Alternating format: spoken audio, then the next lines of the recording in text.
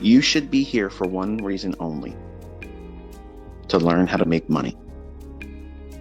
That's it. If a secondary supporting reason is that you want to be amongst other people that are doing what you're doing and see their growth, see their concerns, see the barriers, the speed bumps that they have to go through. So that way it reminds you that it's not just you that's going through it. It's everyone goes through this same. I went through it. And most, like everything else I've ever taught, there's going to be this point in which when you're listening to me or watching me do executions or talking about what the market's going to do, you'll have selective hearing because you're coming to me with your preconceived notions about what it is that you need. So you think you need to know this or that, and then you'll be understanding better when you're sitting down in front of the charts live. And that is an illusion. I felt that way as a young man. I felt that, all I had to do was read a few books and I'd figure it out. And not knowing that I was going to be a huge barrier like you are and like everybody else that does this.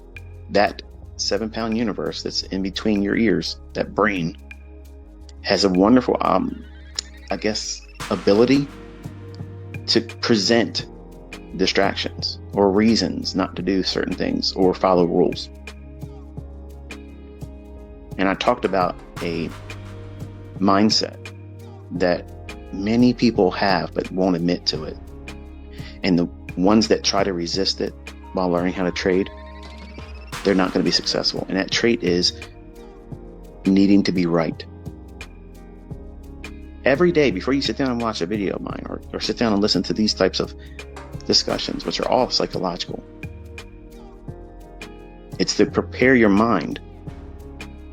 Okay, it's to prepare you with your mindset about what it is that you're doing, recalibrating yourself. You're not here to make me a celebrity. I don't want to be a celebrity. I don't want to be looked up to in high regard like some of you want me to be. I don't want that. You are here to learn how to make money. I have that ability to share with you how to find multiple ways of doing it in the marketplace. But most of you are trying to do that metal detector guy on the beach.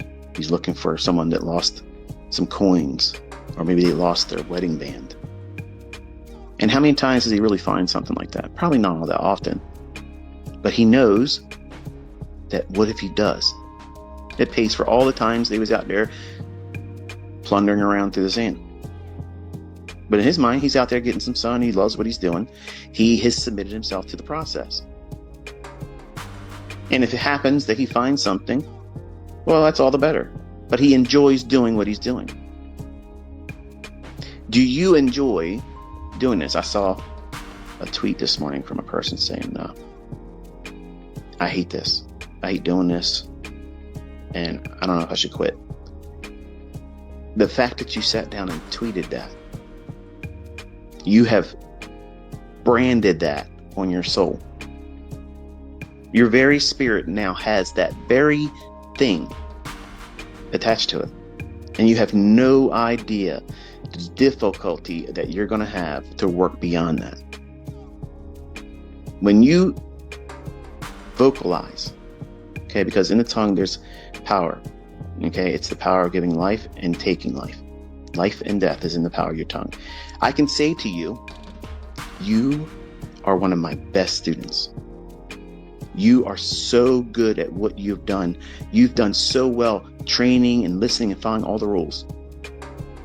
And if I was to say that to you, you would feel empowered. Oh, it's awesome. ICT said that about me. Man, it's great. I feel so good. Or if I sat down with one of you and said, look at you. You are a waste of a student. You've done nothing correctly. You've literally wasted your time and you don't do anything right. It's all your fault. So be miserable, stay in that state of mind. I don't want to waste my time on you. Wow. Nobody wants to hear that. Nobody wants to hear that. I don't talk to my students like that. What I do is I show them what they're doing incorrectly. So that way they can correct themselves. If you were off course in a ship, one small little degree off early on in your development or your course of departure, you're leaving your port of departure, heading towards some destination. If that ship is off 1 degree, just 1 degree over the course of your entire journey, you will not arrive on time. You might be able to calibrate later on in the middle of the journey when you discover that you're on the wrong path. But why would you want to do that? Keep your bearings. Know exactly where you're here, what you're here for, why you're here. It's to learn how to make money, how to read these charts, get that skill set. If you don't focus on that and let that be your number one driving reason for being here, you'll get distracted with other things. You won't be that diligent about your study. You'll let the drama, the pain, the discomfort of the process that everybody has to go through. You want it to be faster. And the more you want it to be faster, quicker for you to understand it, the longer it's going to be. Because you're wasting time and energy and effort worrying about how to speed it along instead of just going through the normal, everyday approach to going through it.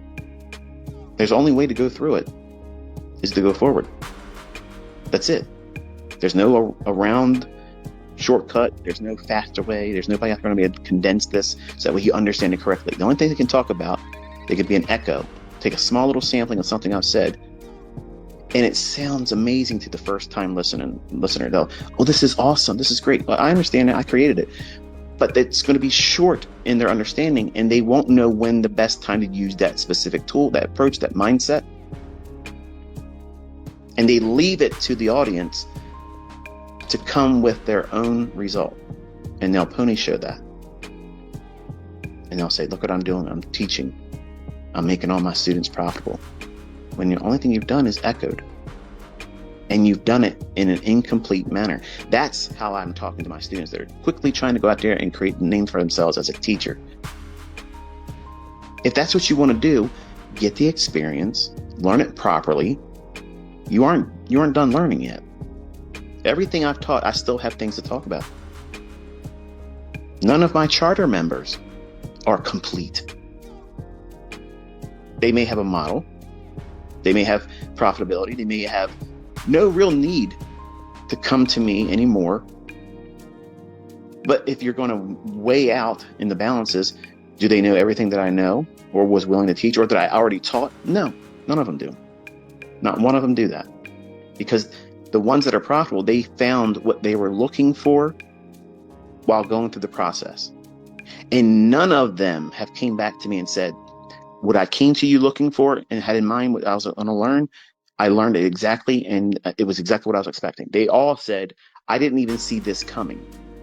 And now this is what I trade, and I'm completely comfortable. Are you willing to be flexible like that? Because that's what's required. You have to have that flexibility, that ability to adapt. Because again, when you come to someone as a student, or you're not even a student yet, you come here with the expectation you're going to learn how to make money. That's great. Hold on to that. Hold on to that. Because if you don't have that, you'll quit. Because if you're here to just feel good, like it's some kind of club, some kind of a community that just keeps everybody hopped up on goofballs, feeling good. And I try to do that when it's appropriate. When we're expecting a certain market move to happen or a certain level get hit, I'll put some kind of a little bit of a spin on it, whether it be a meme or some kind of backhanded remark, just to create some emotional response, because that way it anchors it to you. You'll remember it because of that. Whereas if I just say it's going to go here, it goes there, and I never talk about it anymore, it just goes, you won't see that as something that is a milestone, which is important to see marked, logged, recorded in a journal, because you will encounter times when it feels like you can't do it. It feels like it won't make sense.